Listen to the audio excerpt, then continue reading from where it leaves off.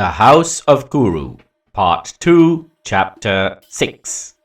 Ekalavyan, the Atiratha. One afternoon, the house of Kuru had gone camping in the outskirts of Hastinapura. Everyone, including the children of Dronacharya and the children of Pandu, were camping and having a merry time. They decided to walk around the camp and ensure everything is safe, looking for paw prints of tigers, leopards, lions, and other beasts to ensure nothing creeps up on them at night. Arjuna had taken a particularly complicated route. Being the best archer, he went deep into the forest looking for tigers, lions, and when he heard a loud barking, he followed the sound of the barking to find a stray dog. It was barking at a tree. The dog barked continuously and began to get on his nerves. Just as Arjuna lifted his bow, a series of 7 arrows landed perfectly on the mouth of the dog, leaving it completely unharmed, yet unable to bark. Arjuna was stupefied. This required the level of dexterity only an Atiratha can perform. He desperately looked around and found a dark-skinned, stubby person with a strong body odor practicing archery. Arjuna approached him. "Who are you? You placed 7 arrows on that dog's mouth so perfectly that the creature was unable to open or close its mouth," asked Arjuna. "My name is Ekalavyan, and I am training to be the best bowman in the world. This is part of my training." "Who are you?" asked Ekalavyan. "Best bowman? Best bowman? Who is your guru? Which house do you belong to?" inquired Arjuna. "My guru is none other than the revered Guru Drona, the Mahabharata, the master of every weapon, the being fit for worship. I made a sculpture of him and I train under his idol every day. I do not have a house and hunting is my profession. I live off the land," said the dark-skinned man, as a patch of mud dropped from his dreadlocked hair. "Who are you?" asked Ekalavyan, and Arjuna did not reply. He simply turned around and leapt on his chariot straight to Hastinapura. "Looks like the words of a Brahmana, the priestly caste, are not to be duly believed. They are just mere exaggerations," said a fuming Arjuna to Guru Drona. For the first time, there was anger in Arjuna's voice. "Why, dear boy, whatever do you mean?" asked the Guru.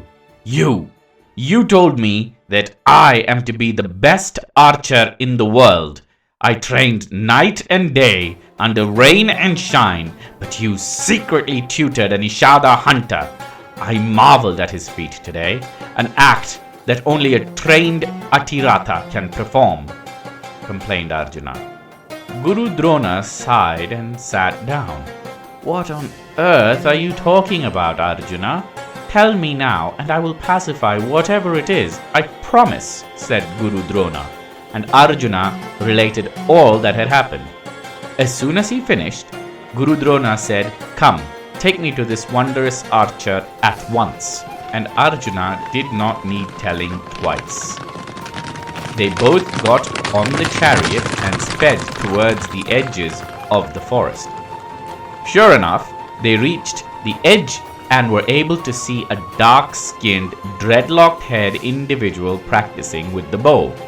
The elegance and sleight of hand he had to hit his targets amazed even the weapons master.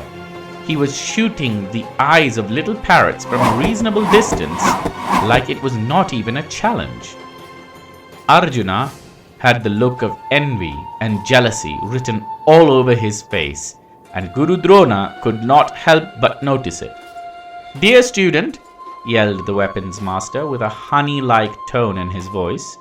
The second the voice was heard, the hunter's son, Ekalavyan, swooped his neck in the direction of the voice to see his master and guru standing before him. He fell at once to the feet of Guru Drona seeking his blessings. Blessings which the Guru immediately provided. "Tell me, child," said the Guru, "how did you get so proficient with the bow?" he asked. "Why, it's your grace that made me the bowman I am today," said the hunter's son Ekalavyan, to which Arjuna glared at his Guru with an angry look. Guru Drona, however, sported a puzzled look. "My child, I have not taught you the way of the bow. In fact, I do remember requesting you to leave my house," said Guru Drona. "Yes, dear Guru, you did send me away, so I made an effigy of you, and I worshipped you every morning. After doing so, I would train under the eye of the sculpture that I made," said Ekalavyan, pointing to the idol of Guru Drona, which looked remarkably like the Guru himself. "I see," said the Guru. "My child, you have given me great happiness with your remarkable dexterity. However, in order to tell anyone you learned under me, you need to pay tuition," said the Guru, to which Ekalavya prostrated and said, "I will give you whatever is within my prowess. If I do not have it, I will traverse the earth and the heavens to obtain it, dear Guru," said the son of the hunter. "You don't need to worry about traversal. You have exactly what I want right here," said Guru Drona. "I give you my word, dear Guru, you shall have anything I have," said Ekalavyan. "Your word? You must not go back on it," said Guru Drona.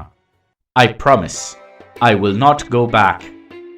Ask anything," said the son of the hunter. "Give me your right thumb," commanded the Guru. Arjuna was shocked. Ekalavyan simply smiled and without hesitation took out his hunting dagger and cut out his right thumb then and there. Blood was spilling profusely from his arms and he was sporting a simple smile. Arjuna was speechless. Guru Drona smiled and hugged Ekalavya and said, "You have bestowed upon me that which I desired. You are truly a great student, and as a boon for your devotion, you will be remembered in all of the lands of Bharata as the greatest student a teacher can have. This is my boon to you," said Guru Drona. And Ekalavya had tears in his eyes as he fell once more at the feet of his teacher. Guru Drona personally wrapped Ekalavyan's right thumb tightly in a cloth to stop the bleeding and instructed him now to raise his bow and shoot a target. Ekalavyan could no longer hit the target with the same precision and speed as he could before. Convinced, Guru Drona and Arjuna left the forest. "Are you satisfied, Arjuna? I promised to make you the best archer. You are now indeed the best archer in the world," said the Guru. "Huh! Not like this. I had no desire for you to cut off his thumb," spat Arjuna as Guru Drona chuckled. "My, there is just no pleasing you, is there, my son?" asked Guru Drona as Arjuna protested. "Not in this manner. It is unbecoming of me. Had you taught me a separate way to learn, a new secret of the bow, a different... No, there is no substitute for dedication, discipline, and determination. Ekalavya had the same determination, discipline, and dedication that you did. Naturally, he became the best," interrupted Guru Drona. "This is still not befit a king's behavior. Had I known you would do this, I would have not told you," said Arjuna, puffing up. "Very well, Arjuna. Let me tell you that even though you think I asked for his thumb because of you, it was not the case," said the Guru. Now Arjuna looked confused. "Care to explain?" he asked. "Of course," said the weapons master. "You see, the knowledge of the bow should only be entrusted to worthy individuals. He is a man who lives off the land. Now tell me, if the land does not feed him for weeks, he finds no meat or meal for weeks, and hunger deprives his intellect, What would happen to a man who is a trained Atirati? Will he not cause a calamity with his knowledge of the bow? Secondly, his father Hiranyadhanus is allied with King Jarasandha, a mortal enemy of our kingdom. A son will always obey his father, and trust me, Arjuna, we do not need to strengthen our enemies. Lastly, when I sent him away and told him I will not teach him, he disrespected my words, created an image of me, and learnt through my image anyway. This tells me he does not take no for an answer.